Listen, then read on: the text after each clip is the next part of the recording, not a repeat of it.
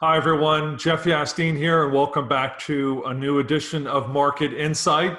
And I'm joined by my colleague and friend, Mike Carr, who, of course, is editor of Peak Velocity, trader, and Precision Profits. Mike, it is great to be talking with you, and thanks for coming on to Market Insight this week.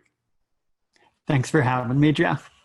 I'd love to hear your thoughts about antitrust. As you know, the Justice Department in recent days announced that they are looking into antitrust aspects for the big tech companies. They didn't actually name any of these tech companies. They basically said they are looking into online platforms that have achieved market power. That's right off the press release. So we presume that means Amazon, Google, and Facebook at the very least. What's your thoughts on this announcement and whether it may affect those stocks and their prices, of course, going forward here? So, Jeff, as you know, I look at history, and a long time ago, there was a company called A&P, and A&P was the largest grocery chain in the world from 1915 to 1965. And in the 30s, when it was at its peak, it controlled about 10% of the market. Well, Amazon's got about 4%, and at its peak, Walmart had about 3% of the total retail spend. So, Amazon is nothing like a true monopoly. Now, if you go looking for A&P now, they're out of business. They peaked in 1965, closed up shop in 2015. So they had a great 50-year run, and then they faded into oblivion. Same with Sears, same with Kmart, Kresge, if you remember the old Kresge Newberry chain. So the antitrust regulators are going to make a lot of noise, but the market's going to fix the problem if it exists. Do you think it's an immediate concern if you're an investor? Because like my point, I think, and I'm thinking of Microsoft, and of course you know all about this as well. But if you're a little younger, it may not be quite as apparent to you. But Microsoft, the government announced an antitrust investigation in the late 1990s. And I covered a lot of that as a financial journalist. And it was interesting, even though that cloud was hanging over the stock, it didn't really affect it much as tech stocks continue to move higher anyway, much like we've been seeing in past months and the past few years. But the investigation and the actual punishment of Microsoft actually kind of coincided with the peak of the bubble. And the two came down together. But of course, Microsoft is still here. It reinvented itself, and it actually presented a better buying opportunity a couple of years after the investigation wound up as the dot-com bubble collapsed. So I'm curious what your thoughts are as far as if you're an investor, you're holding these stocks, what do you do? I think you do exactly what Microsoft investors should have done, and that's just buy more. The investigators kind of wrapped up their problem with it at about the same time that Netscape became very popular, and Netscape displaced Internet Explorer as the primary browser. So the regulators declared victory and moved on.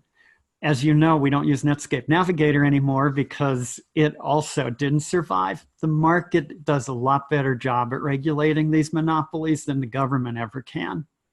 That's for sure. Something else that I would expect also, again, not anything immediate, but as these companies see, whether there's any meat to what the government's going to bring against them, presuming they actually bring a case. At this point, it's just an investigation. But it was interesting that Microsoft used them as the template here. So I can't remember exactly when it was, but a couple of years after the investigation wound up, and again, after their stock had come down somewhat after the bubble popped, Microsoft started paying a dividend, which was something sort of unusual for a tech company in that end of the tech business to do. And when you look at Google, you look at Facebook, you look at Amazon, three very powerful companies, three big companies with huge amounts of cash flow, there's no reason why they couldn't pay a dividend as well. And I think it would be a good strategy for them going forward here because dividends, as you know, attract a different kind of shareholder than the more speculative-minded folks who may have been buying these, in the last 5 or 10 years. And so that's a great way to have sort of, as the speculative types move out, the dividend buyers, the income buyers move in. And really on a valuation basis, they could make that case even right now, I think. Yeah, I think you're right on some of that. Google in particular is a great company that's a candidate for a dividend, because Google might be a monopoly, but it's more like a utility in my mind. I don't really know what all Google does, but I know my whole life revolves around Google. And, I don't know what the electric company really does either, but I know that my life revolves around the electric company delivering its results. So I really think Google is going to just settle into that utility type company.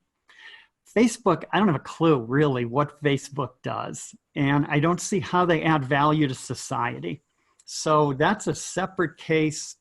They seem to violate privacy and not really add any value, at least here in the US, that I can see.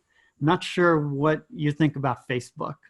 My view on Facebook, I don't own the stock, but it's in many ways a utility, as you described Google, in that if you're trying to connect with somebody, you go on Facebook, you try to find them on Facebook, and then send them a message or friend them or whatever.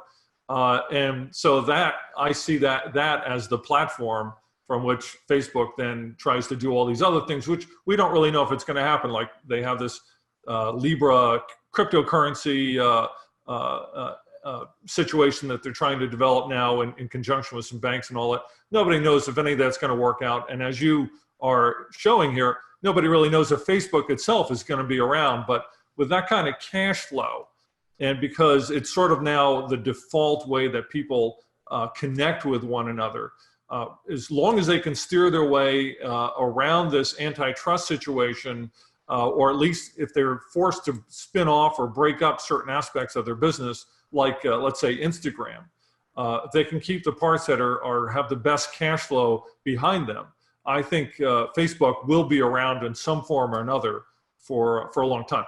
So it'd be a good thing to look at for a dividend play going forward. But Mike, here's my thought as we're kind of wrap this up. I'll give you your last chance here as well.